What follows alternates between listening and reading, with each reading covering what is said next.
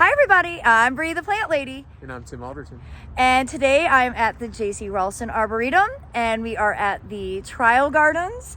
And I thought it would be fun to show everybody what's growing here because, well, there's a lot growing here. Yeah, quite a bit. Our volunteers helped us plant this actually just about a month and a half ago. And things have really settled in now. So there's been the normal deaths on a few things, but it looks great overall. So I love that you guys have container trials. no one's doing baskets now. Oh, isn't that interesting? You're right. The baskets are empty. 2 baskets. Ha. But you know what's funny is that none of these are in white pots. No. And there's a lot of information that shows that the root systems are cooler, probably, therefore better plants as a result of white containers instead of black. We've had these containers for a few years, and they probably were donated from a program. Used over and over again. Yes, okay. We're on a budget. Yep. So. Well, I was talking to somebody else about it, and they were thinking about painting their black pots, just dipping them in white paint to see if that makes a difference. Yeah, that would definitely help to cool them down. And I mean, this is also a test for them because test. Not everybody plants in a white container. That's true. And I'd say of these containers, of course, I go after the gaudy. I really like these sunflowers down here. These are some seed-grown ones. They're not vegetative. These are really good branched ones. I don't even know what they are at this moment. Look at the bees all over. There is some variation in the color in this one. This is one. It's from the All-American selections. So these are again grown from seed, but you can see some color variation. I'm guessing it's a mix. But I like that one a lot. Really good branching. Any of these sunflowers, I hate to say it, they don't last all summer. They'll flower and they do their thing, and then they tend to go to seed. But the more branching they are, like this one to me, I like better because it has so many branches. And it's a little taller. It won't get lost in the landscape. Sulsation yellow, I think you say that. But you can see how many axillary buds are on it. So if you deadhead this one, it'll probably throw out more secondary flowers.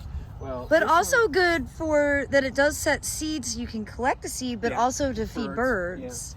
Yeah. This one again also, it's more terminal. I mean, that has it, but this isn't going to flower as long to me, is my guess. Okay. But I could be wrong.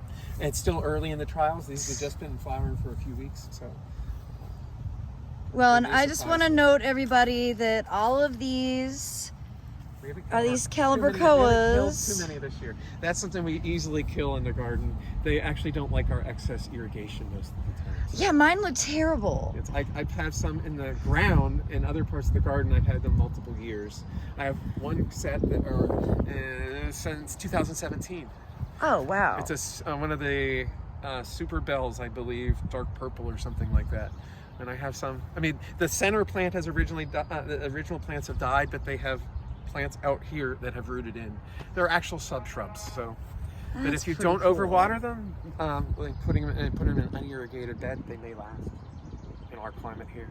That may be my problem. I put my trial petunias in the wall, even though it only waters a minute a day. Yeah. I think it's too much. Yeah. So we often lose, especially calibrachoas, we will lose them to the moist soil.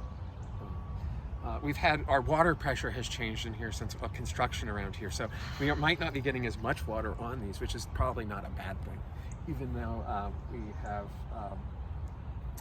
pretty much consistent watering in here. There was a nice rabbit alert. I had a really good rabbit this morning. There was one of my hawks had a dead one. I feel that way when Ava Grace catches a rabbit too. Oh, that's one last rabbit to eat everything. That hawk come and take 3 or 4 a day would be wonderful. And so nasturtiums look alive. They're alive. Mine that I did back in April look amazing. I mean, we've had a mild it's been spring, so early weird. summer. This is not normal. These, for us and here in Raleigh, these are all perennial salvias, I think, or could theoretically be. I have one. It's a numerosa or superba type. Oh, I have Blue Bayou. And look at that, and look at all of the bees. And but anyways, that one's a really cold tolerant one. But I don't know how it's going to last the entire summer. These other ones are Salvia garnitica or Salvia cerulean, whatever you want to call it nowadays. hybrids. And a lot of these, for us, we're on the edge that they'll survive from year to year with no problem. For instance, let's see, do we have, yeah, this Rock and Deep Purple I've had in the garden for about 6 or 7 years now. I bought it because of you. During my last garden tour here, you kept getting asked about it. Yeah, and I have blue suede and blue shoes suede, right up yeah. here. The unplugged haven't been as hardy, but that is the pink shades have not been as hardy. But I do get occasionally, I get some of them to survive. This is a new one for us here, Plum Crazy, which I'm looking to see how that one does. This is out of ball, but they're rating it zone 8, so most winters we're in that range. So. Yeah. And if it becomes well established, it can get through even our harder winter. Something that's coming back are the verbena, let's see, tenuisectas, or they're now glandularias. And there's a couple series, this desert series, I like this mix, but I really like the shades of this, also this unnumbered one from the All America selection. I put some of them in the perennial border. They're borderline hardy here again, and I want to see if these will survive. They love gravel pathways. I don't have a gravel pathway. And then you go back over here, of course, we have Imagination, which has been one of the old standards of the tenuisecta types. And then we have the traditional verbenas in here. You know, I don't have any verbena in my garden. But you can see that these tenuisectas, look how well they're flowering versus right now the standard ones. They're not Canadensis, they're a little hit or miss, yeah. So. I like that you are growing sweet potato vine as a vine growing up instead of it as a ground cover. So you've got it here growing on a teepee. You've got another variety. We got the gold-leafed one down there. Over there. Again, they were just put on yesterday, so they'll start climbing. There were a couple bamboo stakes in here, which were small and not big enough, and I unwound them, but give those a couple weeks, they'll be going up. And of course, sun patience, which I've never really gotten interested in, but they do seem to They are doing well for us as long as they have good watering. They're not going to do well in an unirrigated bed, probably, would be my guess. That makes sense. And of course, I love marigolds. I really, really like the creamy color. Like I like this one, which is called White Swan. Yep. I just think that color goes with everything. But I don't know. Marigolds remind me of my grandmother, so I love them. I grew them growing up so much. We grew them so many from seed where I in my family's greenhouse. But this, not that these are just getting going, but this color, oh my! And this Archangel Ruby Sangria Angelonia, that is intense. That is quite nice Quite and dark. very different Very dark. for an Angelonia. Gosh, Tim, so far we don't dislike anything. Yes. Like, I'm liking this white Biden. Yes. I've got to say, I think Biden might be the replacement for zinnia. Could be. For the bedding zinnias, not the Yeah. cut flower zinnias. But And look at all the bees. That is well, awesome. I don't know how they're going to last the whole summer. That's the other thing. I like the size on this one. It's not too small like these other one, this Blazing Star and this Campfire Flame. Those are just too tight for me. Yeah, I have want to something- agree. I I want like something to fill a bed. it's a little more substantial. It won't get lost. I want it to fill a bed. But in today's small gardens and containers, these are actually ideal. Yeah, the application. And I'm working in a 10-acre garden, and I like bigger things. Yeah, to actually cover up space. Yeah. And I mean, these celotias There's a bunch are of all different names. They're all the same color. Yeah, but there was one funky one, and I don't remember. They had to give it specific day length, and it might have been this one here. They only got a couple cuttings to take. Oh wow! I think, or was it seed? But it had a different. It had a special regime to get it to do its thing. Well, in a sea of burgundy foliage and red flowers, be green and orange because you actually stand out. I like this one, Flama Orange from All American Selections. That one, I don't remember which year that's from, but that's been around for a little while, if I remember correctly. That's pretty. And these are just getting going. The only problem with celosia, and for us, they end up being weeds the following 3 or 4 years after that. They do seed tremendously. The volunteers were through here yesterday pulling out celosia seeds. They will. All right, more. And these are from the NC State program. Yes, apparently they are. I didn't even notice that offhand. Yeah. So yes, And I think that's all we have this year. I don't think we have any others from. We haven't gotten the ones that you grow. The Treasure Island, yeah. And so Island. these are just for ornamental because they do produce tubers. They just aren't They really aren't very tasty. They're going to be starchy. Yeah. Not flavorful. Now, I think the zinnia trials are always good, but I mean, look at all that powdery mildew. Holly, too, at that. And that's been a good one. I mean, it's an All-America selection, but it may be that we were dry and then we just had that rainy last week. It's kicked in. The right condition. The profusions, of course, are doing great. And that holly, too. Yeah, it looks bad. Holly, however that is. I mean, but of course, profusion, red, yellow, bicolor. I love that one. I remember that one. It was first in the trials as a number. I haven't.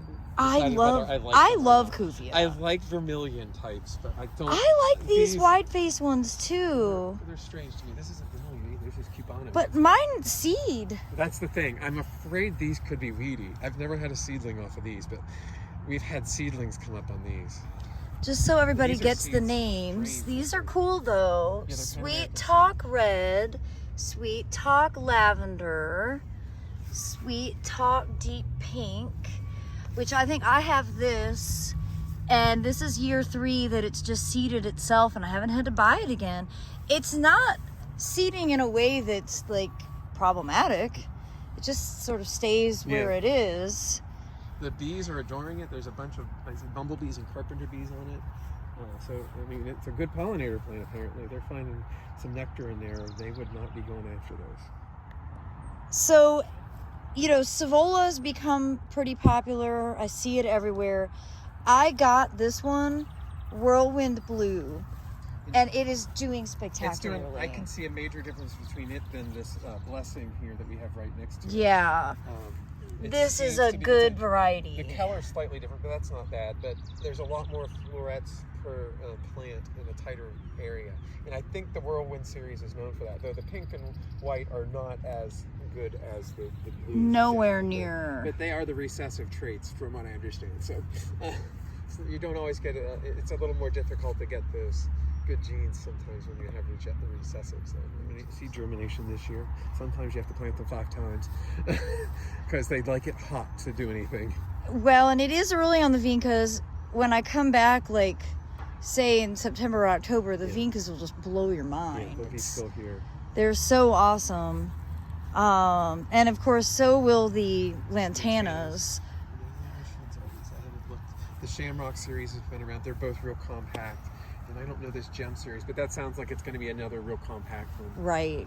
I think I have Shamrock Red that I planted out at the street last year, and I think it came back. Oh, nice. I think it was Shamrock. All right, Tim's pointing out the petunias are dying, and I feel better about myself. We kill lots of petunias here. So, yeah, Coral Rush Blueberries and Cream, not so adaptable to Zone 7. This looks like it's starting to collapse, too. That this one there, yeah. wave, That's a wave Carmine. That surprises me on the waves. And the Supertunia Hoopla, Vivid Orchid, we're down to 1, and it's gone, too. And some of the others look fine and dandy. I'm ashamed to say that none of mine look good, and I'll tell you at Johnson Nursery. We were probably good until we had that rain. The rain is what kills a lot of them. Johnson Nursery, they look amazing, and they look good even in October. The trouble is we also keep on planting them in the same beds. We are building up disease. So we're really doing a test for disease tolerance in here. You are. In reality. So, but I mean, this Supertunia Vista Jazzberry is doing excellent. It looks that is doing as well. As well as this other Supertunia Mini Vista Pink Star. We're starting to lose these here. Well, and just so everybody can see how many there are. I mean, because look, there's a whole other bed, too. So sometimes in the world, in horticulture, it's like, well, it's not a petunia, so no one's going to pay attention to it. They are getting some new colors. And the yellows are getting a little better. This isn't my favorite color, but I like the one that's over there. But this is doing great, this Supertunia Mini Vista. This Mini Vista series is doing really well in here. I hate to say it. This is the Mini Vista white here is great. The Mini Vista series is doing well. And what are these over here? These Mini Vistas as well? I'm not sure. Yeah. All right. We're having some loss in this ultramarine. But Mini Vista Indigo looks good. The scarlet, looks like we lost one plant. We're starting to lose the violet, and we're losing some midnight as well, but better than some of the others. Yeah. I agree. I like this color a lot. That Yeah. has more of like a terracotta. I'm not sure, but I wonder if these have some calibrachoa genes. Oh, it does. See, look, it's called Oh, it is a Pechoa. Petrochoa. Okay, Petroa. And I have this, and I think it died in my wall probably because it was too wet. Well, I did predict that that would happen when I planted them. So We didn't have as many to play around with these. I didn't know these were Pechoas, to tell you the truth. They're looking more petunia-like, but the colors, you don't get these orange tones in a traditional petunia. in a petunia, yeah. Now some new other That might be the sunflowers. same one Same that's as up over there, there. I think. Okay. And that is the same as, these are the two the same. Okay. And so you don't have the proven winner We didn't have that cool one, the one I love, I can't think Venus, of it. Suncredible. The Suncredibles we don't have this year. I wish we did. I love those. Well, they don't really need to be trialed. They're No, awesome, they are and awesome, everyone and they should grow flower them. forever. And that, for everybody watching this, that's what's in my front garden. And we did it last year as well. And it just hands down the best sunflower ever. Now, this is the perennials. So these are ones that have been in the ground for a year or more here, this bed. And then we're getting in the next two beds are This all Veronica is quite nice. They're holding up real well. Skyward So blue skyward and blue pink. and skyward pink, and there's lots of bee activity. And they've been flowering probably for a month or so, and they're nearing their first end of their first flush. If we would cut them back, they'd probably reflush and flower again for us. We don't always do that in the color or in the perennial trials, but it just depends on the year. And these Gaillardia are awesome. This one I'm really impressed with. It's much more compact and uniform. Yeah, And so it was this a number. is just a number from All American All-American, Selections. The Sunset Gold Dust next door has, it's actually self-sown out a bit, which is okay, I don't care. But it's not as dense a plant. Which actually, it looks cleaner to me though it's not as uniform. I like Heliopsis a lot. They're nativars. Punto Rosso. And then this is Here. another All-America selection.